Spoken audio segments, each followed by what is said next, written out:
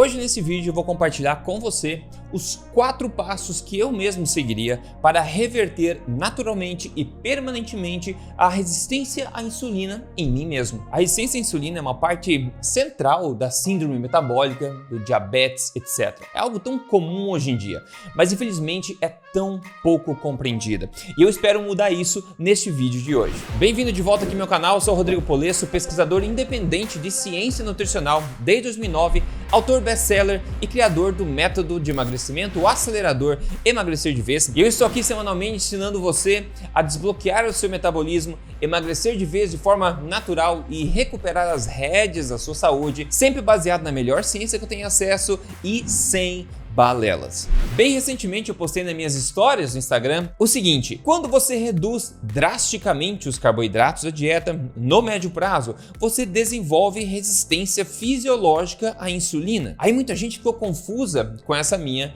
história. Na verdade, afinal, ninguém quer desenvolver resistência à insulina, certo? Aliás, muita gente que faz low carb, cetogênica, etc., tem como objetivo justamente eliminar a resistência à insulina. Então, como pode o corte de carboidratos no médio e longo prazo desenvolver, e estimular essa resistência à insulina que eles querem tanto evitar? Bom, na verdade, esse fato é bem reconhecido e bem documentado na literatura. Mas para começar a entender, vamos entender que existem basicamente 2 tipos de resistência à insulina. A primeira é o que a gente chama de resistência patológica à insulina. É essa que está envolvida aí como parte central da síndrome metabólica, diabetes, etc. E esse é um estado de deficiência energética que é caracterizado basicamente por uma inabilidade adquirida do corpo de utilizar glicose como energia. Isso acaba levando a um excesso de glicose no sangue, uma alta glicemia, que por sinal a maior parte da glicose que a gente vê no sangue do diabético é de origem hepática, ou seja, é o próprio fígado da pessoa que produz. E esse estado também leva a uma hiperlipidemia, que é altos níveis de ácidos graxos circulantes também na corrente sanguínea,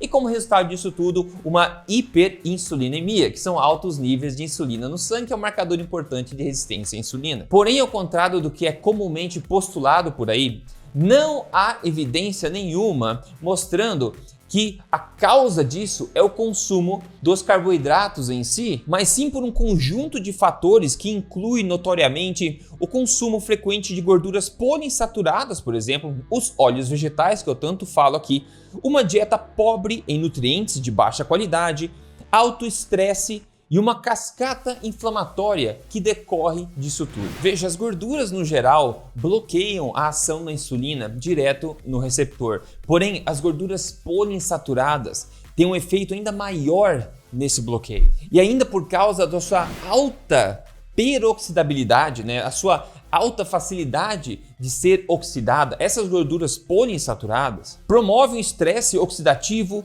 inflamação, além de um consequente aumento dos hormônios do estresse, como o cortisol, que por si só bloqueia também a ação da insulina e ainda suprime a função da tireoide, por exemplo. A boa notícia é que essa situação toda pode ser revertida com uma relativa facilidade. Isso pode acontecer com um reajuste completo e qualitativo da dieta, mudando o que você come.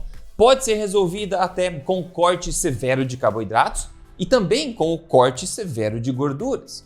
Mas eu já falo mais sobre isso já. O segundo tipo de resistência à insulina é o que eu mencionei na minha história, que é a resistência fisiológica à insulina. Essa é uma resposta natural e fisiológica do corpo que visa basicamente racionar o uso da glicose, de forma que o seu uso possa ser priorizado pelos órgãos e tecidos que mais precisam dela no evento de existir pouca disponibilidade dela no sangue. Por exemplo, se você começar a comer muito pouco carboidrato, o corpo vai precisar responder dessa forma, de forma a racionar o uso desse substrato que agora é mais escasso no seu corpo. Veja, como a gente já sabe, glicose em si é sumariamente crucial para o funcionamento do nosso corpo e ela é necessária 100% do tempo, 24 horas por dia, 7 dias por semana, 365 dias por ano.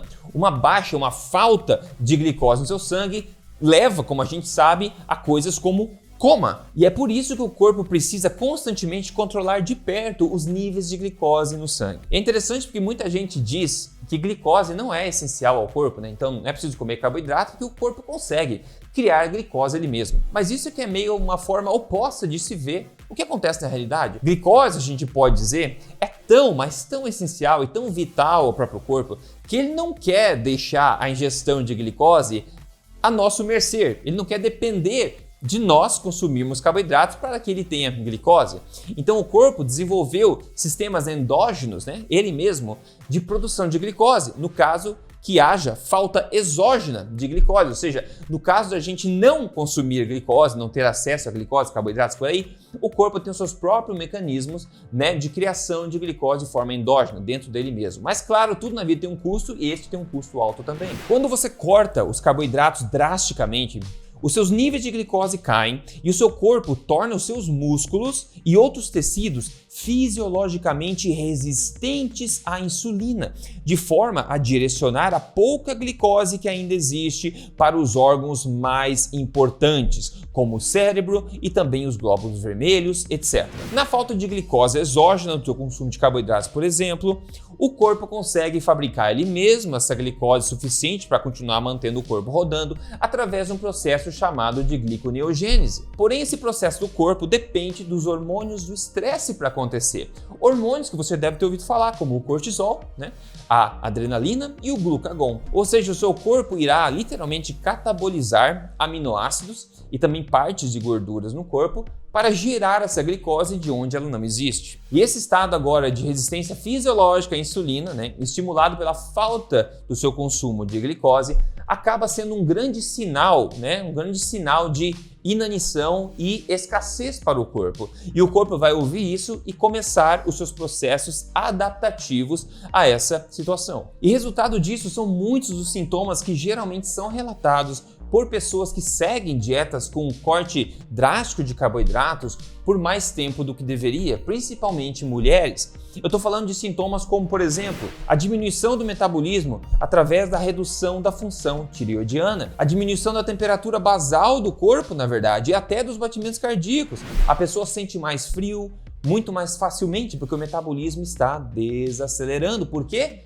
Para conseguir aumentar sua chance de sobreviver num ambiente de escassez, onde falta glicose, por exemplo, onde você está queimando a gordura corporal, tentando fabricar glicose de onde não existe, e esses são sinais, como eu falei, de escassez, e o corpo interpreta eles, engatilhando os processos adaptativos aí que acabam gerando esses sintomas, como também a pele seca, na verdade, queda de cabelo, piora no sono, piora no humor, mais ansiedade e irritabilidade, a menorreia do caso das mulheres, que é bastante sério, a falta da menstruação, perda de massa muscular, uma menor tolerância aos carboidratos e uma maior propensão ao ganho de peso quando você volta a comer de forma normal. Eu vi alguns desses efeitos colaterais em mim mesmo depois de anos fazendo dietas de baixo carboidrato. Por exemplo, eu vi em mim mesmo o reflexo dessa resistência fisiológica à insulina ao colocar um medidor contínuo de glicose no meu braço e segurar ele lá por algumas semanas. Eu comecei a ver que a minha glicemia, minha glicose em jejum,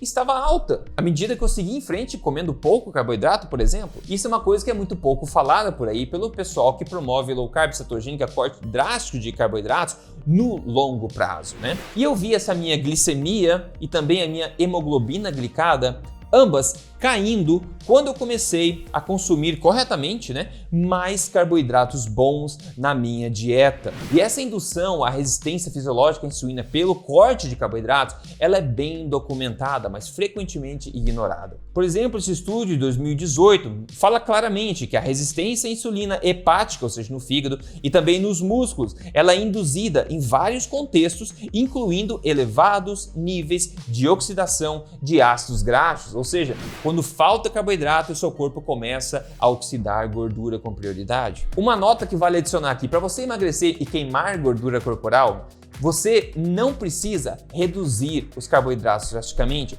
Mesmo se você consumir bastante carboidrato no seu dia a dia, o seu corpo sempre irá estar queimando gordura. Porque vários tecidos do corpo, como seus próprios músculos, quando estão em repouso, eles preferem queimar gordura independente da quantidade de carboidratos disponíveis, ok?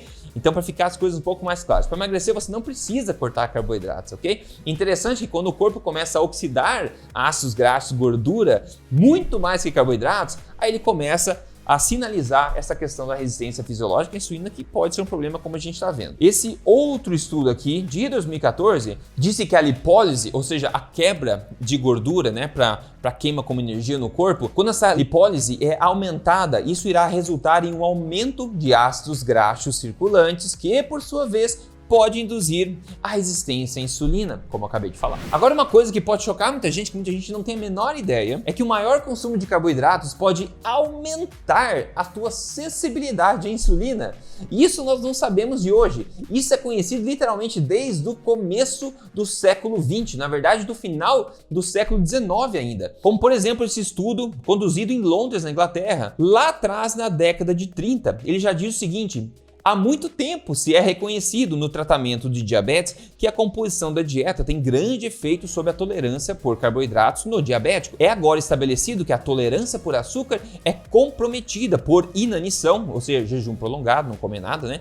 Ou dietas com alta gordura, enquanto é melhorada com dietas com um excesso de carboidratos. Interessante, né? Lembrando que geralmente quando você tem um excesso de carboidratos, tem uma falta de gordura, né? Deixar altas duas coisas na dieta é uma má ideia. Eles continuam. Abderhalden e Wertheimer, em 1924, e Bainbridge, em 1925, demonstraram que animais se tornam mais sensíveis à insulina quando recebem uma dieta rica em carboidratos, mais do que quando comem uma dieta rica em gorduras ou fazem jejum prolongado. Se esse tipo de informação está agregando para você, dá um tapa nesse botão de gostei desse vídeo aqui e me dá um oi aqui nos comentários, tá? Se você não assina o canal ainda, assine agora para não perder nada que você vê aqui. Isso que você vê aqui, você não vê em outro lugar por aí e pode ser uma vantagem competitiva para te ajudar a chegar na sua melhor forma e melhor saúde, sem sofrimento e excesso. Então liga o sininho, assina aqui o canal e se você quer me seguir nas mídias sociais, eu tô lá, Rodrigo Polesso, no Instagram, Facebook, etc. Esse outro estudo ainda de 1988 testou um grupo de idosos e um grupo de jovens, colocando-os em uma dieta de altíssimo carboidratos por alguns dias, 85% da dieta vindo de carboidratos, imagina. Eles viram que em ambos os casos houve um aumento da sensibilidade à insulina com isso, e também um aumento da resposta das células beta no pâncreas à glicose. E aí, quando eles colocaram o grupo de jovens uma dieta de mais baixo carboidratos, eles viram o oposto, viram uma piora da sensibilidade à insulina. Existe uma boa literatura apontando para isso, e na verdade a gente vê que um aumento no consumo de carboidratos e não uma diminuição pode aumentar, né, a tolerância a esses carboidratos e não a resistência a eles, né? Agora, muita atenção, adicionar carboidratos simplesmente em cima de uma dieta problemática e ruim só vai piorar tudo. Dito isso, então, todo esse contexto, o que eu mesmo faria para reverter naturalmente e permanentemente a resistência à insulina em mim mesmo? Claro, lembre-se sempre que isso aqui é só uma informação, tem mero propósito educacional e você deve fazer tudo isso sempre com a ajuda de um profissional qualificado. Então, o primeiro passo aqui, antes mesmo de eu pensar em macronutrientes, né, em carboidratos, proteína, etc., em quanto de cada um, a primeira coisa a se fazer é fazer uma reforma qualitativa da dieta, basicamente focando 90% das suas calorias no consumo de alimentos da fazenda do Éden, alimentos de verdade que eu tanto falo, e limitando a 10% no máximo das suas calorias a alimentos da fábrica do Éden, ou seja, ultraprocessados. Aliás, veja depois na descrição desse vídeo que eu vou deixar aqui outros vídeos meus onde eu explico e dou exemplos, né, de proteínas, carboidratos e gorduras que você pode consumir como parte da fazenda do Éden para não ficar dúvida e você saber exatamente o que fazer. Agora no passo 2 aqui, né, já ajustada a qualidade da alimentação no passo 1, nós precisamos lembrar que o alto consumo de gordura ou a alta oxidação de ácidos graxos no nosso sangue por si só bloqueia a metabolização da glicose, certo? E também bloqueia a insulina. Então, o que eu faria aqui basicamente é consumir aproximadamente 20% das minhas calorias de gorduras boas na minha dieta, ok? Fora isso, consumir no mínimo 2 gramas de proteína animal de qualidade por quilo de peso ideal por dia. E por final, preencher o resto das calorias com bons carboidratos até a saciedade. No passo 3, eu faria um jejum intermitente simples, pulando o café da manhã, por exemplo, umas 3 vezes por semana. Isso temporariamente, ok? Que pode ajudar nesse processo inicial. E no passo 4, eu seguiria esse processo por 30 dias mais ou menos, acompanhando a evolução do corpo, e faria novos exames de sangue depois desse período. Eu tenho certeza que você pode se surpreender com os resultados que você pode ver lá. Vale lembrar também que é possível você reverter, pelo menos temporariamente, essa resistência patológica à insulina ao você cortar drasticamente os carboidratos com dietas low carb bem feitas ou cetogênicas também. Ambas estratégias funcionam neste contexto, porém lembre-se que no longo prazo essa estratégia de corte drástico de carboidratos irá induzir essa resistência fisiológica à insulina, que irá poder causar todos os efeitos colaterais que eu falei para você antes. E é por isso que eu enfatizei aqui a questão de reverter naturalmente e permanentemente a questão da resistência à insulina com esses 4 passos, né? E não resolver tudo somente paliativamente. De novo, para saber quais proteínas, carboidratos e gorduras comer, veja o link da descrição que eu aponto para outro vídeo meu que você pode pegar isso fácil. Em poucas palavras aqui, resistência patológica à insulina geralmente é causada por uma dieta e hábitos tóxicos combinados com uma ingestão frequente de gorduras poliinsaturadas e altos níveis de estresse oxidativo. Já a resistência fisiológica à insulina pode ser causada pela alta ingestão de gorduras e corte severo de carboidratos no médio e longo prazo, e isso é bem reconhecido e bem documentado. Isso pode causar uma série de efeitos colaterais e também uma grande propensão, facilidade ao ganho de peso quando você retomar uma alimentação normal que inclua carboidratos, por exemplo. E de novo, o corte de carboidratos, quando feito corretamente, ele pode melhorar os marcadores metabólicos no curto prazo, pode também levar ao emagrecimento. Porém, eu acredito piamente que há estratégias muito melhores para se conseguir não só esses mesmos resultados, mas mais resultados, de forma a não impactar negativamente o seu metabolismo. Há vários anos atrás, o meu método de emagrecimento, inclusive, era focado mais nessa restrição mais drástica de carboidratos no começo, né? Mas o meu novo método agora, recém-lançado, já atualizou isso e já traz essa nova metodologia mais poderosa. É possível perder peso efetivamente e recuperar a sua saúde, não só revertendo a resistência à insulina, mas também mantendo a sua sensibilidade fisiológica a ela. Só isso já faz que a queima de gordura conquistada seja mantida e não jogada no lixo com efeito sanfona. A Cristiana Micaela aqui falou o seguinte, eu sempre fui gordinha até começar a engordar muito. Eu cheguei aos 90 quilos com 1,62, eu experimentei 1000 dietas. Nada resultou até que encontrei os vídeos do Rodrigo no YouTube. Empenhei-me a seguir todas as dicas que eu ia acompanhando. Tudo isso resultou em incríveis menos 18 quilos. Faz 6 meses que me dediquei à alimentação forte. Parabéns para você, Cristiana. Que resultado incrível que motiva muita gente aqui, eu tenho certeza. Pessoal, se você quer testar em você mesmo um método metabólico de emagrecimento, sem risco algum, e ver o que ele pode fazer para você em termos de emagrecimento, eu sugiro você entrar, se tornar um acelerador ou uma aceleradora, se juntando ao meu programa de emagrecimento, o Acelerador Emagrecer de Vez. Para fazer isso é só acessar facilmente aí aceleradoremagrecer.com.br e lá dentro você vai ter acesso a lista de alimentos, exemplos de cardápios, receitas originais, todas as dicas que você possivelmente pode precisar aí para ter sucesso na sua empreitada de emagrecimento. Para você testar em você mesmo, sem risco algum, entra aí agora em aceleradoremagrecer.com.br. Qualquer coisa, me deixe um comentário que a gente continua essa conversa. Forte abraço e até a próxima.